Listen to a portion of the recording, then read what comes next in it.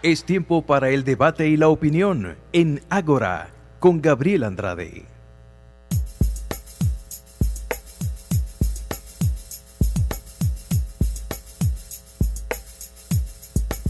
Seguimos en Ágora, @Gandrade80, mi Twitter, 0426-565-1980, nuestro número de teléfono para la mensajería de texto. He venido conversando con el profesor José González de la Universidad Católica Andrés Bello desde Caracas por vía telefónica. El tema que nos ocupa hoy es el pensamiento libertario. Y explicabas tú en el segmento anterior, José, las diferencias entre los minarquistas y los anarcocapitalistas. El máximo representante de estos segundos fue Murray Rothbard. ¿Cómo pretendía resolver Rothbard y los anarcocapitalistas el problema de la seguridad? Es decir, la razón fundamental del Estado, y esto lo admitía Locke, es que, bueno, nosotros entregamos parte de nuestra libertad y estamos dispuestos a obedecer a un agente que en ocasiones ejerce coerción con tal de que ese agente nos proteja frente a potenciales ladrones, asesinos, etcétera, y bueno, se garantice nuestra propiedad. Pero si no hay un Estado que ofrezca esta policía para garantizar nuestra seguridad integral, etcétera, ¿en manos de quién quedaría bajo el esquema de los anarcocapitalistas? Bueno, Rothbard imaginaba que habría unos proveedores privados de seguridad, que le llamaba agencia de seguridad, que imaginaba que también pudieran estar vinculados al ofrecimiento de contratos de seguro. Entonces, esas agencias se encargarían de brindar esa protección a sus clientes y de además repararlos en caso de que fallara el servicio de seguridad.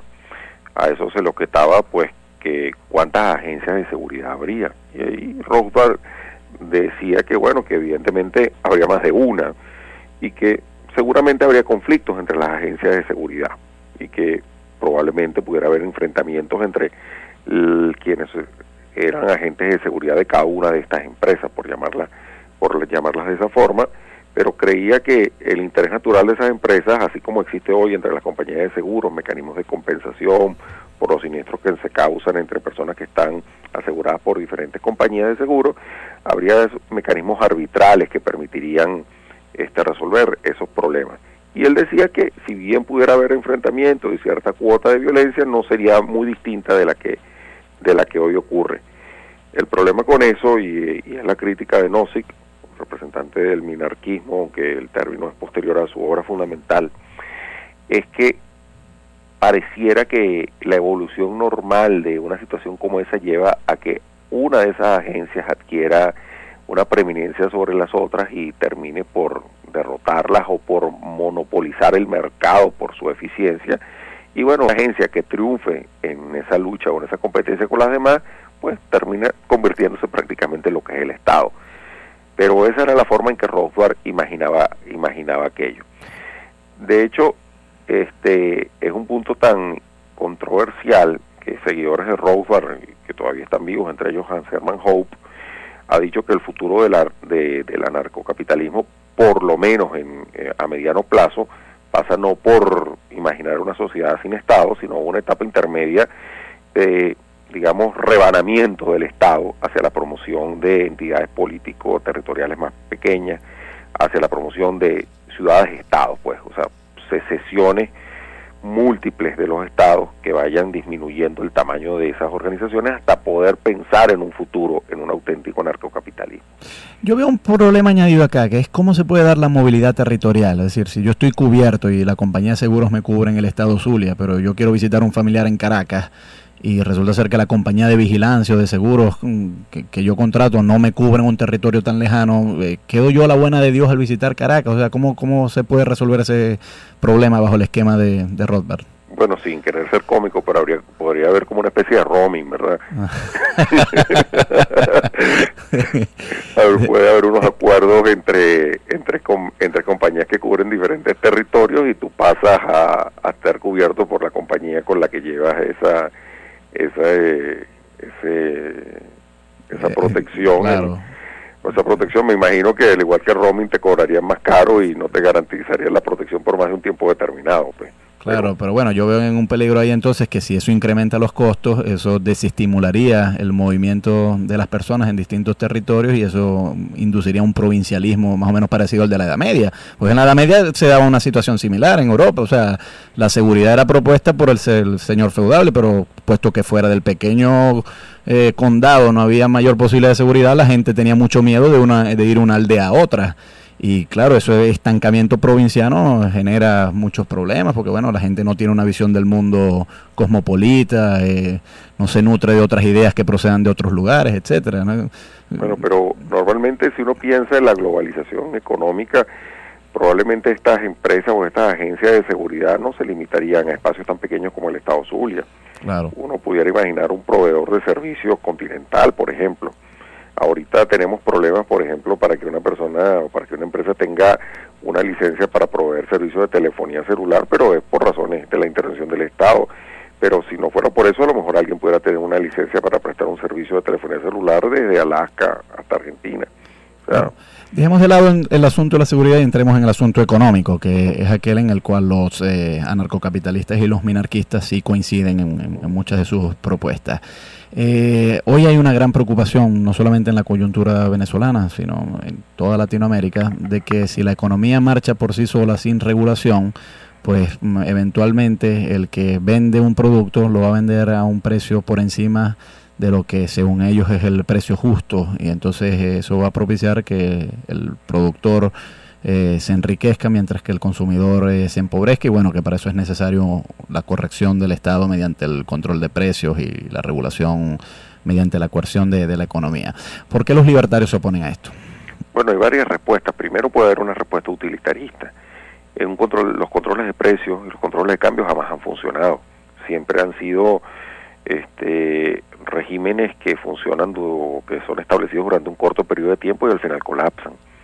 Los periodos de mayor estabilidad en un determinado régimen de precios o de cambios siempre han sido aquellos de libertad. El control de precios siempre genera escasez.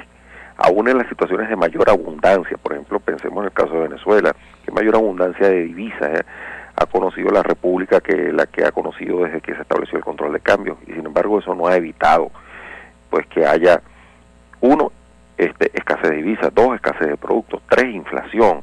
O sea que lo que prometen los controles nunca lo logran, y los resultados que hay en la libertad de cambio y en la libertad de precios siempre son mejores. Hay menor inflación, hay mayor oferta y hay mayor prosperidad. Eso desde un punto de vista meramente utilitarista, pero desde un punto de vista de principio, un punto de vista de derecho, que es lo que se inclina más a una posición anarcocapitalista, es que el Estado, cuando el Estado impone controles de precios o controles de cambio, pues simplemente está utilizando la violencia para despojar al propietario del derecho a disponer de sus bienes de la forma que lo considere conveniente, y eso, más allá de cualquier justificación utilitaria, es inmoral.